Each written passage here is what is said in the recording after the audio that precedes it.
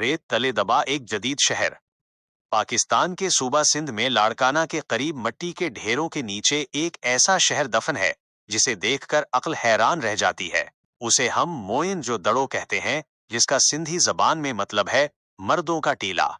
आज से 5000 साल पहले, जब दुनिया के बाकी हिस्सों में इंसान गारों में रहता था या कच्ची झोंपड़ियों में जिंदगी गुजार रहा था, वादी सिंध के ये लोग एक ऐसे शहर में रहते थे जो आज के न्यूयॉर्क या लंदन की तरह मंसूबाबंदी से बनाया गया था।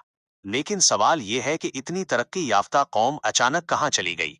क्या उन्हें जमीन निगल गई या वो किसी ऐसी तबाही का शिकार हुए जिसका निशान आज भी वहां मौजूद है? इंजीनियरिंग का शाहकार, 5000 साल पुरानी जदीदियत।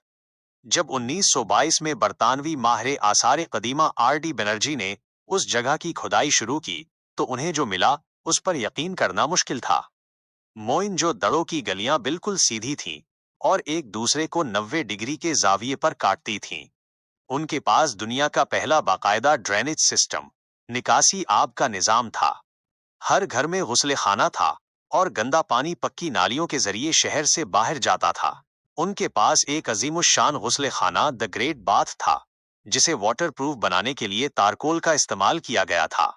ये सब इस दौर में हो रहा था जब मिस्र में अभी एहराम बनना शुरू नहीं हुए थे। उन लोगों के पास नाप तोल के लिए बाकायदा औजार थे, वो कपास से कपड़ा बनाना जानते थे और उनकी तिजारत मेसोपोटामिया, मौजूदा इराक तक फैली हुई थी। वो जुबान जिसे कोई पढ़ न सका। मोइनजोदड़ो से हजारों की तादाद में मोहरें सील्स मिली हैं, जिन पर जानवरों की तस्वीरें और एक खास रस्मुल खत दर्ज है। दुनिया भर के माहिरीन ने दहाइयों तक कोशिश की कि उस जबान को पढ़ा जा सके, लेकिन आज तक कोई ये नहीं जान पाया कि वो लोग क्या लिखते थे और क्या बोलते थे। ये एक ऐसी तहजीब है जो हमारे सामने होकर भी खामोश है। इन मोहरों पर एक अजीबोगरीब जानवर की तस्वीर भी मिलती है, जो यूनिकॉर्न, एक सींग वाला घोड़ा जैसा लगता है। क्या ये महज तखय्युल था या कदीम सिंध में ऐसे जानवर मौजूद थे? एक खौफनाक दरियाफ्त, गलियों में बिखरी लाशें। जब शहर की खदाई मुकम्मल हुई तो माहिरीन को कुछ ऐसा मिला जिसने उनके रोंगटे खड़े कर दिए। शहर की गलियों में इंसानी ढांचे बिखरे हुए मिले थे। ये लोग कब्रों में दफन नहीं थे, बल्कि ऐसा लग रहा था कि जैसे वो अचानक किसी बड़ी आफत का शिकार हुए हों।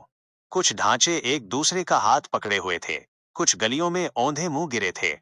सबसे ज्यादा हैरान कुन बात यह थी कि इन ढांचों पर किसी तलवार, तीर या ढाल का निशान नहीं था, यानी ये लोग किसी जंग में नहीं मारे गए थे।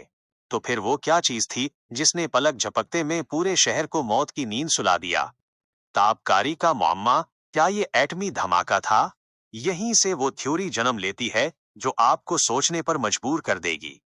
जब उन ढांचों का लेबोरेटरी में मुआयना किया गया तो पता चला कि उनमें ताबकारी रेडिएशन की शरह उतनी ही ज्यादा थी जितनी हिरोशिमा और नागासाकी के एटमी धमाकों के शिकार लोगों में थी। शहर के वस्त में कुछ ऐसे पत्थर और मिट्टी के बर्तन मिले हैं जो शीशे में तब्दील हो चुके थे। ऐसा तभी मुमकिन है जब दर्जा हरारत अचानक 1500 डिग्री सेंटीग्रेड से ऊपर चला जाए। कुछ मुहक्किकीन का दावीज है कि कदीम दास्तानों जैसे महाभारत में ऐसे हथियारों का जिक्र है जो सूरज जैसी रोशनी और आग पैदा करते थे। क्या मोइनजोदड़ो किसी कदीम एटमी जंग का शिकार हुआ था